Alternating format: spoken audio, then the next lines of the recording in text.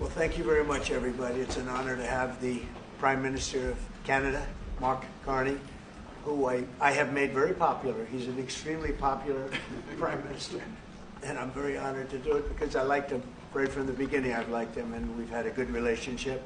We have some natural conflict, but we will probably work that out. But we've had a very strong relationship, and your hosting of the various countries that showed up, that was a beautiful job you did, and I appreciate it very much.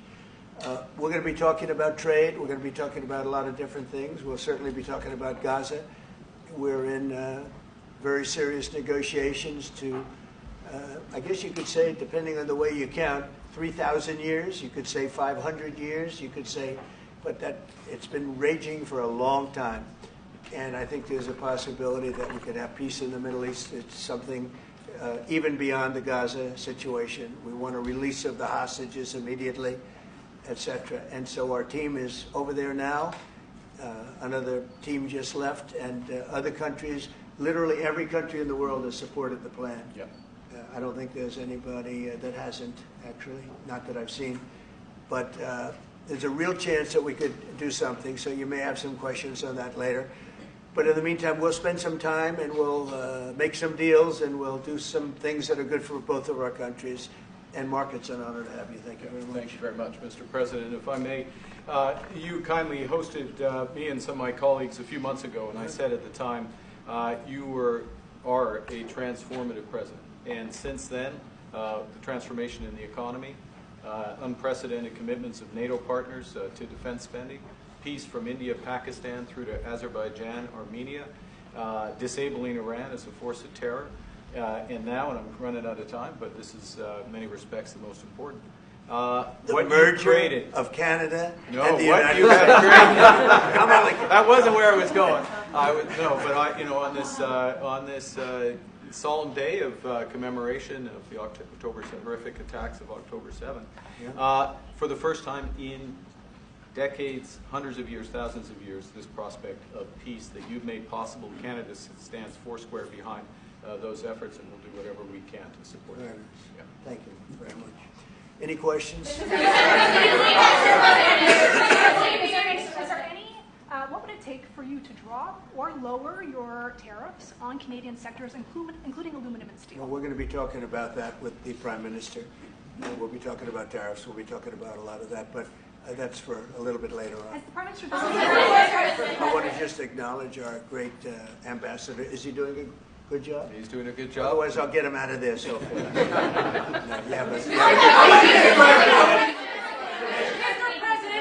Is it the White House's position that furloughed workers should be paid for their back pay? I would say it depends on who we're talking about. I can tell you this, the Democrats have put a lot of people in great risk and jeopardy, but it really depends on who you're talking about. But for the most part, we're going to take care of our people. There are some people that really don't deserve to be taken care of, and we'll take care of them in a different way. Okay? Thank you. Mr. President, in your opinion, why has Canada and the United States failed to reach an agreement up until now? Well, it's a complicated agreement, more complicated maybe than any other agreement we have on trade, because, we have natural conflict. We also have mutual love. We have great love for each other. I love this. I love Canada, the people of Canada, and Mark feels the same way about here. The problem we have is that they want a car company and I want a car company, meaning the U.S. wants a car company, and they want steel and we want steel.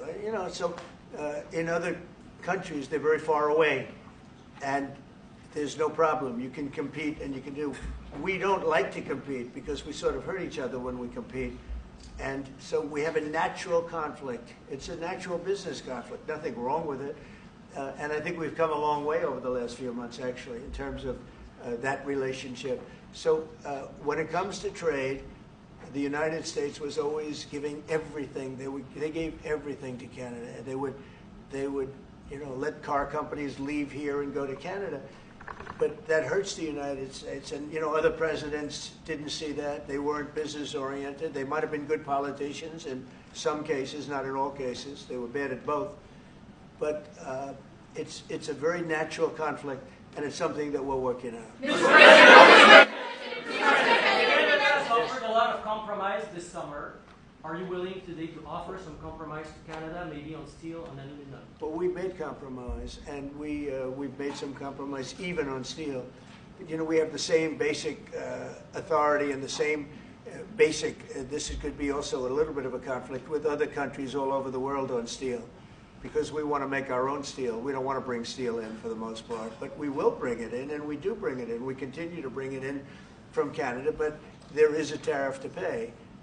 And I think that would be a normal thing to say, but we've come a long way. I think, Howard, we can truly say, do you want to make a comment on that? Well, I think the opportunity to work together, but as you've said, there's conflict. You know, why do we make cars in Canada? You've called that out, and you've addressed that. So there are places we should work together, and there are places that we have natural conflict. It's a tough situation because we want to make our cars here. At the same time, we want Canada to do well making cars. So we're working on formulas, and I think we'll get there. Canadians are refusing to go to the U.S. The numbers are down like 23% in the first 7 months of the year. What do you say to Canadians that don't want to go to the U.S. now because of your 51st state talk, because of the trade war, the tariffs, and the fear of also being detained at the border? That, and Americans don't want to buy cars that are made in Canada. You know, I mean, we have the same conflict. So there isn't. It's something that will get worked out. There's still great love between the two countries, but you know, American people want product here. They want to make it here. Detroit was emptied out and moved to Canada, moved to Mexico, moved to other places, not just Canada.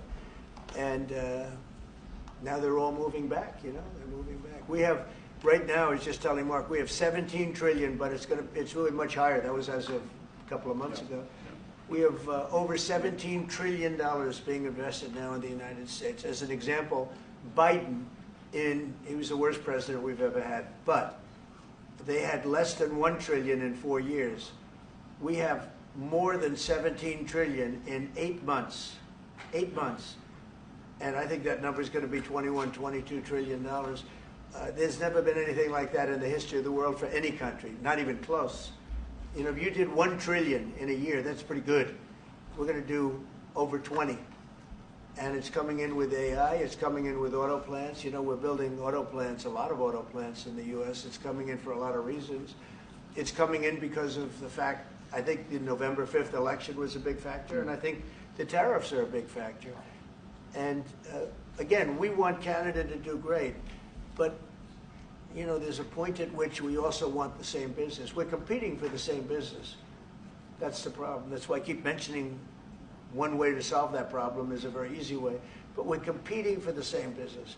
He wants to make cars, we want to make cars, and we're in competition. And the advantage we have is we have this massive market.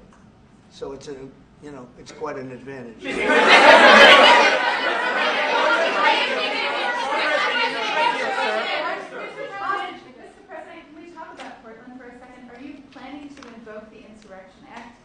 And that would be, a very long-standing law that's been on the books. Yeah, well, it's been invoked before, as you know. If you look at Chicago, Chicago's a great city where there's a lot of crime.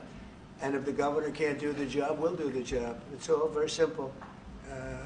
They probably had 50 murders in Chicago over the last 5, 6, 7 months. Many people were shot. And then the governor gets up and he says, well, we can handle it. They can't handle it. They don't know what they're doing. The mayor is grossly incompetent. He's at a 4% approval rating in Chicago. He's at a 4% lowest approval rating, lower than even de Blasio had, which is hard to believe in New York. I thought de Blasio would always maintain that record, but the Chicago guy is even lower. So I think that we want safe cities. If you look at D.C., you would right now, Mark, you could go out, take your family out to dinner, you could walk right down the middle of the street. There is no crime in D.C. When I got here, this place was a raging hellhole where people would come from Canada, people would come from other places and end up getting shot. Nobody's being shot. The National Guard's been unbelievable.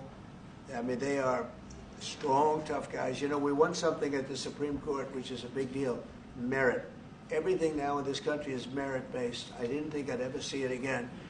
And we have our soldiers are merit-based too, and they're central casting. And they walk through that town, and I'll tell you what, this place is safe. It's beautiful.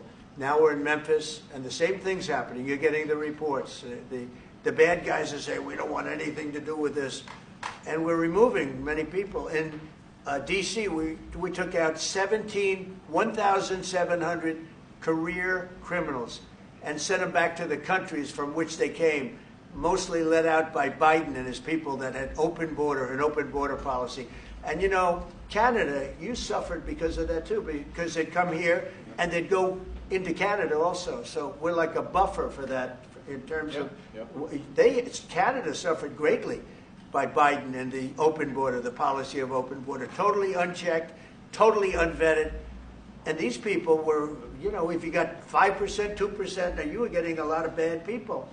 And we now have a closed border. You've done well. Yeah. We have a closed border, and it's a really closed border. In fact, for 4 months, I don't even know if this is possible, but the figures were released. 0 people were able to come into the United States from the southern border. 0. And as you know, we've taken a very hard stand on drugs. This is also benefiting you. A lot of we call them the water drugs, the drugs that come in through water. They're not coming. There are no boats anymore. Frankly, there are no fishing boats. There's no boats out there, period. If you want to know the truth, we're saying, does anybody go fishing anymore? The fact is, we knocked out, probably saved at least 100,000 lives, American lives, Canadian lives, by taking out all those boats coming in. So it's, and now they don't come in that way anymore. Now they'll come in other ways, and we're not going to allow that either. So we've done a great job on that. But on crime, Chicago's a great city, but you can't be a great city if you have murders and if you have a lot of problems, and they do. And they have an incompetent policy, just like they had open border policy, anybody could come in. They came in from prisons, they came in from mental institutions, drug dealers, they came in from all over the place, and we don't have that anymore. This country is becoming we're a very strong country. Look, financially speaking, I would say that because of the tariffs, because of the election, because of the policy, because of the great big beautiful deal, it's what I added the word great because it really is. It's the biggest bill ever passed in the history of our country. We don't need another bill. It's the biggest tax cuts, I mean, when you think no tax on tips, no tax on Social Security, no tax on overtime for the people. But far beyond that, what it does is incentivizes auto plants and AI and all of the things that nobody's ever passed a bill like. We don't need another bill. We don't need any more bills. I said, let's get it all at once. I was greatly helped by our Speaker, Mike Johnson, and by the Senate. I'll tell you what, John Thune's both of those guys have been incredible. And we got a bill passed that I said, let's see if we can get it all done. Because these Democrats are like insurrectionists, okay? They're so bad for our country. Their policy is so bad for our country. I said, let's see if we can get it all done and everybody said it's not doable. Because it's the biggest bill ever passed in the history of our country. And we got it all done. We don't need anything else. We got everything we want. And now, because of that, that's a big reason why the companies are coming in. You know, 1 year depreciation, 1 year write-off, 1 year expensing. Nobody's ever seen anything like it. So they're coming in from all over the world. But to have a great country, you can't have crime. And we don't have crime, but we have cities where there's tremendous crime. And Chicago's one of them. And if the governor can't straighten it out, we'll straighten it out. Thank you. A question for the president. Do you remain committed to? Mr. Prime Minister, I'd like to know how come the UK and the European Union have succeeded to sign deals and bring the tariffs down, and Canada still hasn't been able to do the same? Yeah, because they're not located right next to each other. It makes it. In many cases, it's much better and easier. But yeah, and if I may, let's be clear about the relationship as it stands right now. We are the second largest trading partner of the United States. We do a lot of trade going across the border where we're cooperating, first thing. Secondly, we are the largest foreign investor in the United States. $500 billion in the last 5 years alone, probably $8 trillion in the next 5 years if we get the agreement that we expect to get. Thirdly, there are areas, as the President just said, where conflict, maybe not so much conflict, we compete. There are areas where we compete, and it's in those areas where we have to come to an agreement that works. But there are more areas where we are stronger together, and that's what we're focused on. And we're going to get the right deal for America, right deal, obviously, from my perspective, for Canada.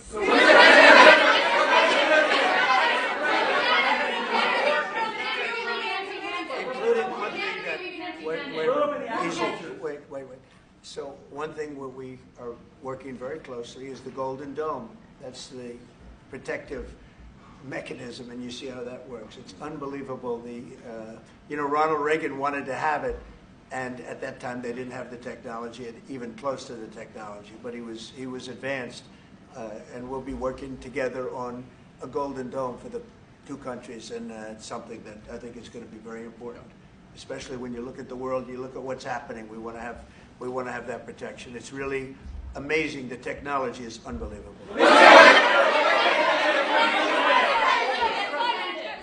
Why do you say some federal workers should not get their back pay? Why do you say some? Well, you're going to have to figure that out, okay? Ask the Democrats that question. Mr. President, just to follow up there, I mean, the law says that when the government is reopened, that workers will receive their back pay. So are you going to defy the law there, or what do you? I follow the law, and what the law says is correct, and I follow the law. Mr. President, will Canada be leaving empty-handed, or will will Mr. Carney be leaving Washington with a deal on tariffs? I think they're going to be very happy. We have a lot of things that we're working on that people don't talk about. They talk about, competitiveness. He's a very competitive person. And they talk about things that we don't necessarily agree on. But I think they're going to walk away very happy. I think so.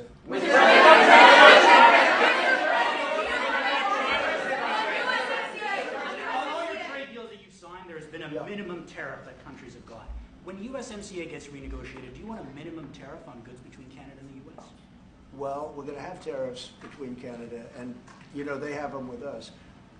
I will say with our farmers, as you know, they went up to as much as 400%, 250, 300, and even one at 401. We found one having to do with a very small product, but it was high. So we've always had tariffs between the two of us, and actually, Canada was charging us very high tariffs on our agricultural things, a lot of our agricultural product. And that's one of the things that we talk about for bringing that down. So, this is a mutual thing, but we've been charged tariffs. Look, we're the king of being screwed by tariffs, just so you understand. And I'm not talking about with Canada, I'm talking about with countries all over the world.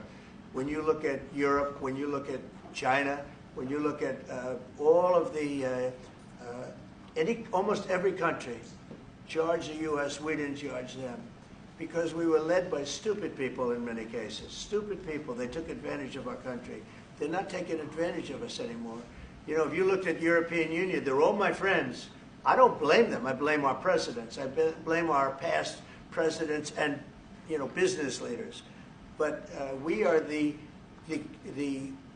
king of countries that have been taken advantage of. For many, many years, we've been paying trillions and trillions of dollars and receiving nothing at all. As an example, prior to the deal with Europe, where they paid a lot of money, but they're happy and I'm happy. The deal was good. It's a fair deal, but it wasn't fair. You couldn't put a car into Europe. You couldn't sell your agriculture into Europe. You couldn't do anything. And now we have it so that it's open. We charge them tariffs. We didn't charge them tariffs a car. They charged us tremendous. I said to Angela Merkel once, I said, how many cars have gone to Germany from the United States? And she said, well, I don't believe any. And I said, you're right.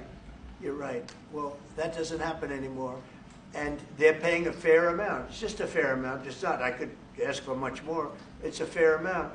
But the United States now is using the same thing that they've used on us. And I just can't believe it's taken presidents so long to do this. And again, we're going to treat people fairly. We're going to especially treat Canada fairly. But I can't believe it's taken so long where we get charged and don't charge them. Japan was a good example. We made a deal with Japan. You saw that one. Yeah. A deal with Japan. It's a much different deal than we've had in the past. But they would send us millions of cars, no charge. We weren't allowed to send them cars. We sent them no cars. I doubt you had one car go into Japan because we were restricted. They didn't want our cars. Same thing with Europe. Same thing with other places. So now all we do now is fairness. But fairness leads us to the most successful country there's ever been. You know, we have some advantages over other countries, and we do have a great market. We have an amazing market. But you know what? If I let this go, if we didn't win this election, if we had these people that were running, that were ruining our country, destroying our country with their open borders and men playing in women's sports and transgender from everybody and windmills all over the place, if we allowed that to go on for another couple of years, we would be, I'm not sure that we'd even have a country.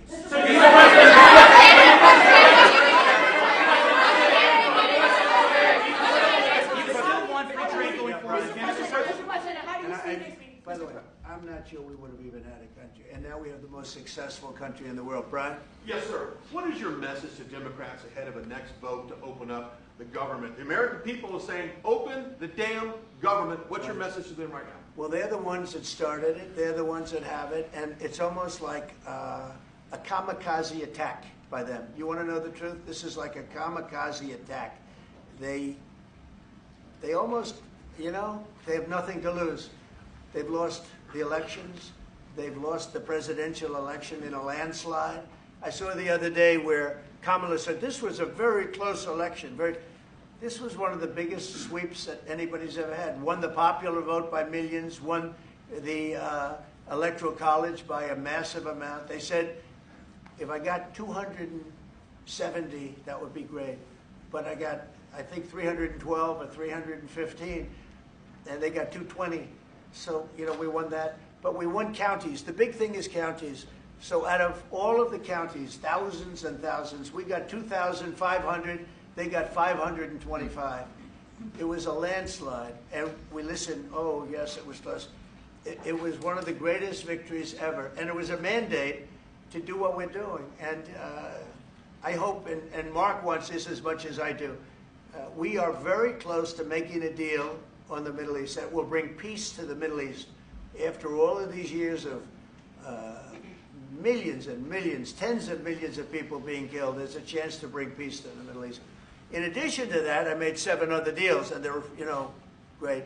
And we're, you know, things are happening with respect to Russia, Ukraine. That's one that last week, Mark, 7,812 people were killed. Soldiers, mostly soldiers. Yeah. But 7,000, more than 7,000, almost 8,000 soldiers were killed. It's a crazy thing. I thought that would have been one of the easy ones. I get along very well with Putin, and I thought that would have been, I'm very disappointed in him because I thought this would have been an easy one to settle, but it's turned out to be maybe tougher than the Middle East. We'll see what happens with the Middle East.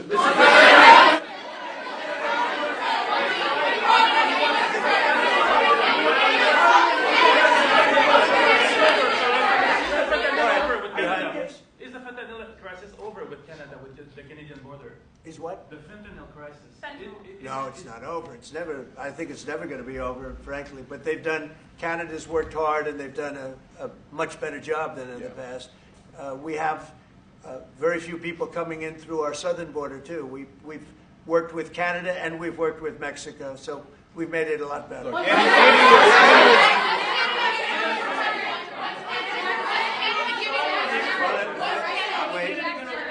on fentanyl, any amount is too much. So we've gotten it down. It's down substantially. It's less than 1%, but it's still too much. It's too much at home in Canada. A lot of people. Yeah, we got to stand up. USMCA, are the two of you both committed to seeing it through in the renegotiation of that deal that you made? Well, we could renegotiate it, and that would be good, or we could just do different deals. We're allowed to do different deals if we want. We might make deals that are better for the individual What's your preference? countries. I don't care. I want to make whatever the best deal is for this country, and also very much with Canada in mind. Are you considering? Go ahead, sir. Sir, on China, what more can the United States and Canada do together to counter China? Well, you have to be able to compete. They're a great competitor, and Mark and I both know that, and you have to be able to compete. We have big advantages over China for lots of different reasons, and I think we're doing very well with China. I get along very well with President Xi. I'm going to be meeting him in a few weeks, as you know. I'll be meeting him in South Korea. But we've had a very good relationship for a long time. But you have to be able to compete. To do well with China, if you can't compete, you're not going to do well with China. And Canada is very competitive. I can tell you that. Canada is a very competitive country. And I think Canada's done very well over the years with China. Yeah, we have. But we'll do better together. Yeah. Mr. President, on the Middle East, what guarantees are you giving your Arab partners that Israel will not resume its offensive after the hostages are released? Well, the primary guarantee is once this deal happens, if it does happen, look, they're in negotiations right now, we are going to do everything possible. We have a lot of power, and we're going to do everything possible to make sure everybody adheres to the deal. Okay? Mr. President, are you concerned about the delays at airports, and how do you see this shutdown ending? Oh, sure. I mean, it's they're all Democrat delays. There are delays at the airport. That's standard. And again, this is something that every day we put forth a bill. It's just a continuation. It's a very simple thing to sign and very simple to do. And I really think that these are people that I think they have nothing to lose. They have a party that's out of control. They have no leader. Nobody knows who the leader is. I look at people with very low IQs like Crockett, this woman Crockett. I never met her, but she's a low IQ individual. I look at AOC talking about how if they want to negotiate, they can come to my office. She's not in that position to do that. And who the hell is she to say that? And then I watch Nancy Pelosi not knowing what to do. I watch their leadership. Look, Schumer is petrified of primary because he's not going to win probably against anybody in a primary. You know, Schumer did the right thing, but he handled it badly. Originally, a year ago, he did probably the right thing, but he handled it badly. I think Schumer is incapable of making a deal. They are a mess. They're a party that has no leadership. They have, and they have no policy. You know, I think we have great leadership, but we also have great policy. We have strong borders. We have no men and women's sports. Basic things. We're not going to take your child away and change the sex of your child. We're not going to do things like that. What they're doing to the country is so incredible. And they got away with it with all their woke crap, and now it's stopped. And we have a country that's based on common sense and strength and intelligence. I mean, we have the United States of America, and I say it all the time. Other leaders have told me this. Mark hasn't yet, but I think he would. A year ago, we were a dead country, and now we are the hottest country anywhere in the world. Maybe Canada. I'll give Canada, but because I do like Canada. But you know, we're the hottest country in the world right now. There's never been a country that has the kind of money coming into it. There's never been anything like this. There's never been a country that if you take $1 trillion, that would be unbelievable. We're going to have over $20 trillion invested in this country. There's never been anything like what you're seeing, and it's based on good policy and common sense and leadership. Yeah. Mr.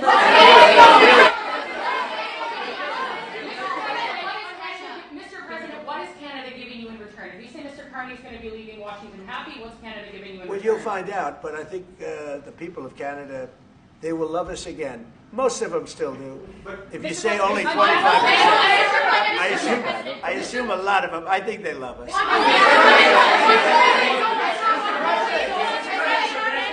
And you know what? I'm not the biggest hockey fan, but I like it a lot. And I watched some of the greatest hockey games I've ever. How good were those games, right? Yeah, very good. We're coming down for the World Series, Mr. President. Okay.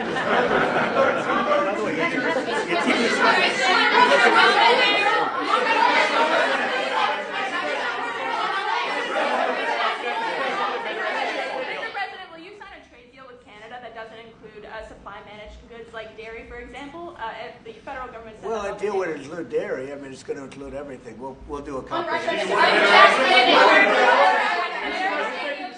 you identified programs to eliminate under this shutdown? Oh, sure. Sure. Which ones? We have a lot, I'm not going to tell you, but we'll be announcing it pretty soon. But we have a lot of things that we're going to eliminate and permanently eliminate.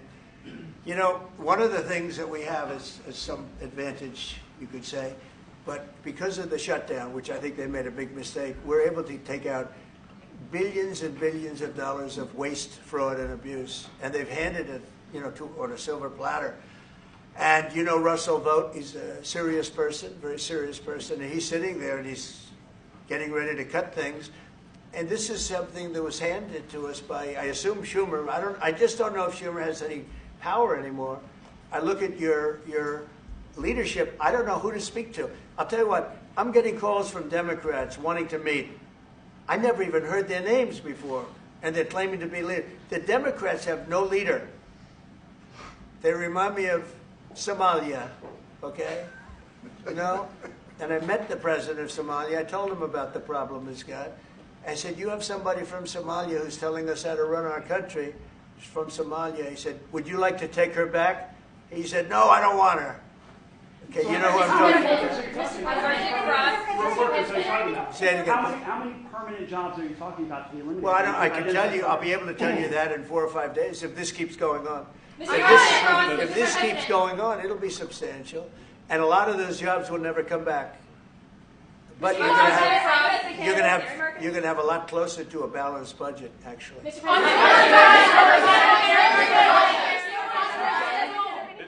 anything the Prime Minister has done that's making it more difficult to reach a deal? Say it? Is there anything the Prime Minister has done that's making it more difficult or easier to reach a deal? No, I think he's a great Prime Minister. I mean, he could represent me anytime. I will tell you, I'm not saying that. No, he is a very strong, very good leader. He's a nice man, but he can be nasty. He can be very nasty. Maybe as nasty as anybody. How? I think Canada, let me put it this way, I can tell you this because I deal with lots of leaders all over the world. He is a world-class leader. He's a man that knows what he wants, and I'm not surprised to see that he won the election and won it substantially, and I would think he's more popular now. He's a good man. He does a great job, and he's a tough negotiator. So